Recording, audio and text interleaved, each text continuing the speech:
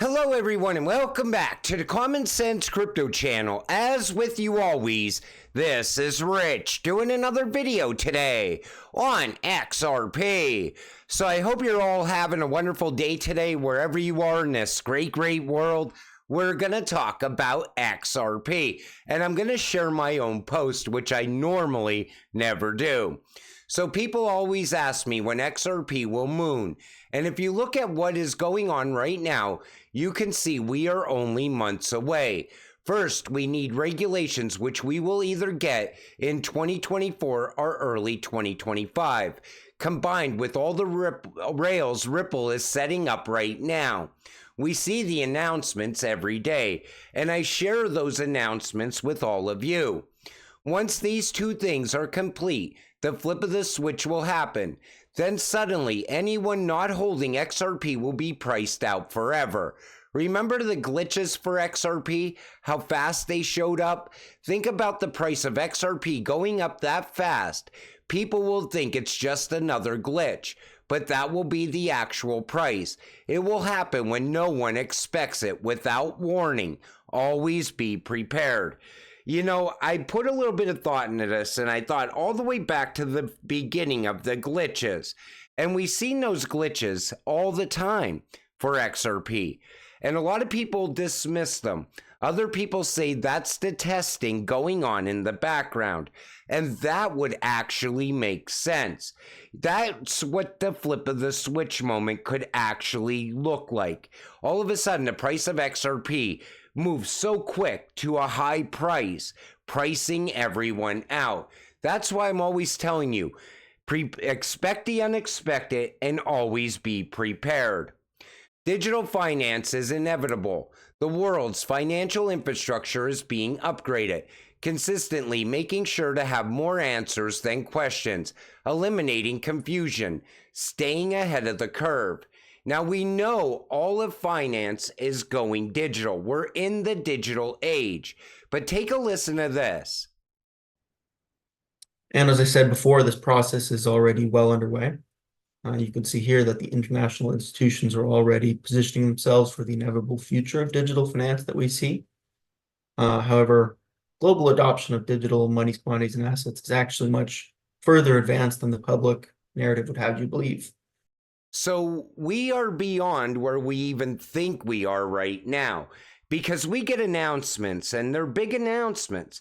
But I think a lot of stuff is going on in the background that we're not getting announcements on. I think the digital age, the fourth industrial revolution, is pushing ahead faster than we think. And you can see it coming. American Express demo runs on Ripple XRP. Now, when I first seen this comes from Chad Steingraber. I thought this was old. I don't know exactly when this is from, but you could see runs on Ripple, American Express. Then I found this from Smoke, confirming that Ripple is working with American Express. Take a listen.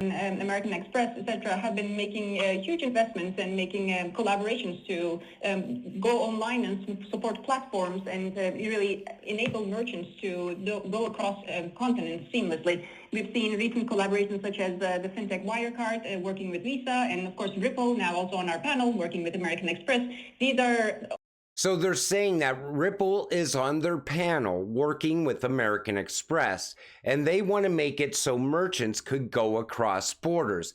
And that makes sense to work with Ripple because Ripple is all about cross-border payments. More and more rails all the time. Breaking news, the National Bank of Georgia on Monday added monetary gold to its international reserves for the first time. Georgia's central bank already named Ripple as CBDC technology partner. The National Bank of Georgia and Ripple planned the execution and delivery of the pilot program using the Ripple CBDC platform. Once again, gold-backed currency. Because that's where every country is headed to right now. We're going back to the gold-backed system. XRP is going to be moving the value of gold on a daily basis. That, I believe, is the end game. Australia was one of the first countries to go live on Ripple liquidity hubs last November. Now we see that Tranglo is connecting those hubs to just about every bank in Australia. Includes JP Morgan Chase, State Street, Citibank, HSBC, and MUFG. And on top of that, about last year, they also talked about flash payments for financial institutions, businesses, individuals, and financial advisors. Better exchange rates than your bank and zero transfer fees at 30 plus countries. RippleNet cross-border Australia utilizing XRP.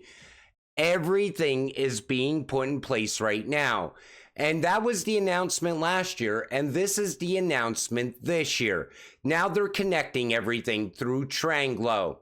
Local currency into XRP, then XRP settling across the ledger. No dollar, no SWIFT. Tranglo. This comes from Brooks Entwistle. Take a listen. Transition and segue to why we're so excited about the Tranglo partnership. Because a product we've developed called On-Demand Liquidity, ODL, is the ability for this process that we've been describing of transferring money across borders to speed up, to have the costs come down, the security be about as good as you can have it, and be something that's even environmentally friendly to do it. And so we feel very strongly about this. And one of the things that we're going to work closely with our partners at Tranglo on is developing that across corridors. So if you think about ODL and the notion of transferring money, say, to the Philippines, which is one of the first corridors that we're going to work with Tranglo on, among several to come, it is a much quicker process. So the notion of transferring local currency into XRP, and then XRP settling across the ledger to another jurisdiction or country and immediately being paid out. The friction that takes out of the system is incredible. And we think is the future of how money can be transferred quickly. And Jackie and the team. And like he just said, you don't need SWIFT. You don't need the US dollar either. You could use their currencies in that country, the local currencies. And look at what's going on with BRICS right now. BRICS is pulling away from SWIFT, pulling away from the US dollar. It would make sense why Ripple has rails already set up inside of BRICS, because they could transact in their local currencies without SWIFT or without the US dollar. And this is all happening behind the scenes, I believe, inside of BRICS right now. Because there's a lot of NDAs going on as well. How many other banks are working with Ripple? You know, some of those NDAs are probably massive announcements if they were made on a daily basis. That's why I think we are far beyond where we actually think we are when it comes to all the rails that are in place all around the world. XRP Ledger AMM is live, but this is not fully up yet. I think we still have a couple of days to go, but it's nice to see that progress is being made, and I just figured it was worth a mention. Now we're going to talk about the Treasury and what's going on with Tether. So U.S. Treasury Deputy Secretary issues official statement to Senate Banking, Housing and Urban Affairs Committee, claiming Russia is using Tether's USDT stablecoin to bypass economic sanctions. Once again, they're talking about Tether. Can you see the chess game unfolding? I suspect a big move against Tether. It's becoming obvious the Ripple stablecoin will play a crucial role during the dismantling of Tether. Medico docs educating us on the harsh realities of the current stablecoin market.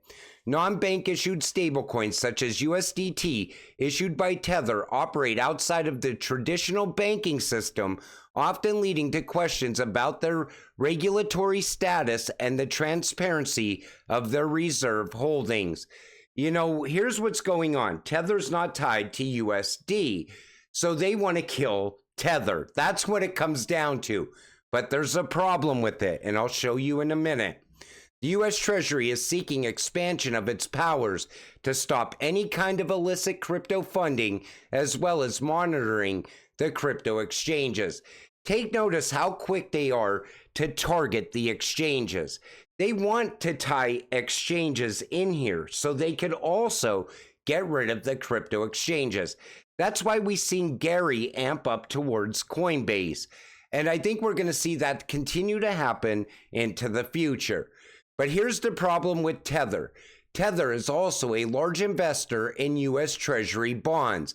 Since 2021, the company has started actively rearranging its reserve investment portfolio and now keeps around 60% in U.S. Treasury bills with short-term maturity. It puts Tether in the top 20 foreign holders of U.S. debt. So Tether is holding U.S. debt. At the same time, the U.S. wants to crush Tether. What's the solution? You bring in Ripple stablecoin. You moved more debt towards the Ripple stablecoin. This way, you have a clear path to taking down Tether. All of a sudden, USDC and Ripple's new stablecoin has a clear path forward. That could be the end game. And it was still strange to me how quick the announcement came for Ripple's stablecoin. It came out so fast without a warning. Like I said, everything that we're going to see happen around the price of XRP as well is going to happen without a warning. Now, this gives me hope for crypto moving forward. U.S. Senator Cynthia Lummis suggests that high-ranking government officials perceive Bitcoin as a threat because it's decentralized and they cannot control it. And this goes for crypto in general. Take a listen. So the state of play on Capitol Hill is, I think, best explained by what I see as the overarching motivations. And in this administration, there are a number of high-ranking policy positions that are held by people who are threatened by Bitcoin because they know they can't control it. They know it's decentralized. They know its potential.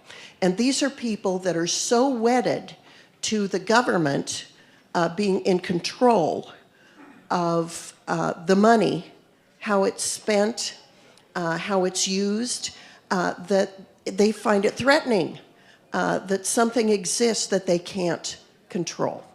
Like I said all along, the day you got into crypto, you broke away from the U.S. government control.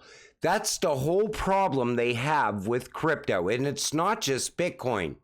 Here's U.S. Senator Marsha Blackburn.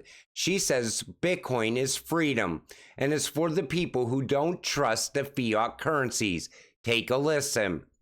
There is so much that appeals to me about Bitcoin, and I have to tell you, I am absolutely thrilled to see such a full room. This is exciting to me to see you all here. First of all, when you talk about freedom and you talk about privacy, Bitcoin allows that for individuals. Also, the decentralized nature of it, no government interference. And that is important to people, especially, and I think you're going to have a session on Afghanistan and some of the work that took there, is people are less trusting of government structures, as they're less trusting of fiat currencies. And that's what I'm always telling you on this channel. Don't trust the banks. Don't trust the US dollar. Because the same people that want to stay in control also want to break down the current financial system. They want to push into a new financial system and get rid of all that government debt at the same time. But that's what's great about crypto. It's our escape from the US government, from the US dollar. And a lot of us are going to find financial freedom through crypto. And it is absolutely coming. But the reason I wanted to do this video today and start with my own post is because I want to remind you that everything that's going to happen around the price of XRP, around regulations moving forward. Everything is gonna come without a warning. One day we're gonna wake up and regulations are gonna be put in place. They're gonna be global crypto regulations, and meme coins are gonna disappear so fast. Tether, I don't know what's gonna happen with Tether, but anything that's just tied to USDT could be the beginning of the end of 99% of crypto. I think that's what they're really pushing towards. And we're going to be left with a handful of cryptocurrencies at some point. But everything is going to come without a warning.